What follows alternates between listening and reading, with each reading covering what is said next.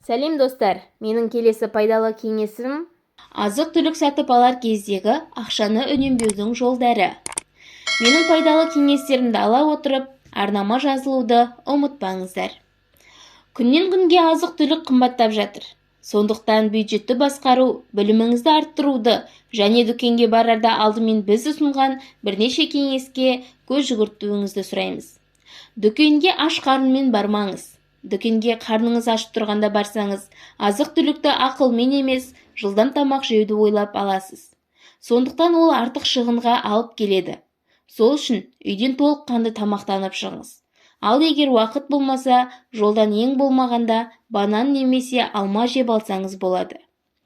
Азық-түліктің тізімін жазыңыз. Супермаркетке кіргенде қызығатын заттар көп болатыны анық. Негізгі қажетті азық-түлікті ғана алу үшін және қандай да бір өнімді алуды ұмытып кетпес үшін нақты тізіммен шыққан дұрыс. Сондай-ақ, сол тізімді сақтауға тырысыңыз. Егер дүкенге балаларыңызбен барсаңыз, үйден шығарда тізім жазғаныңызды оларға көрсетіңіз. Және олардың алғысы келетін заттарды сұрап, тізімге қосыңыз. Содан соң дүкенде тек сол үйде тұрған заттарды ғана алып беруге тырысыңыз. Өнімдердің жарамдылық мерзімін тексеріңіз.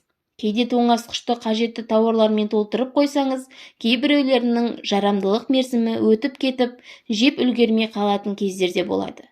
Нәтижесінде ысырап пен артық шығын болады. Тек қажетті өнімдерді алу үшін тоңазытқышыңызда не жатқанын және не керегін бақылаңыз. Ол үшін бір параққа 3 бөлікке бөлінген кесте сызыңыз да, оны тоңазытқышқа іліп қойыңыз. Бірінші бағанға 2-3 күн сайын сатып алу керек заттарды тізімін жазып қойыңыз. Мысалы нан, ботқа, сүт, жұмыртқа деген сияқты. Екінші банға 1 апта немесе 1 жарым аптада алу керек заттардың тізімін жазыңыз. Макарондар, ет өнімдері, тұздықтар деген сияқты. Ал үшінші банға 1 айда немесе одан да көп уақытқа жететін өнімдерге арнаңыз. Бұл жерге жармалар, ұн, қант және тағы басқаларды жазып қойыңызға болады.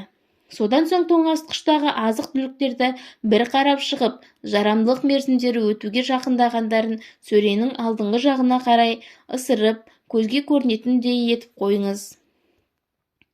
Дисконттық карталарды немесе купондарды ұмытпаңыз.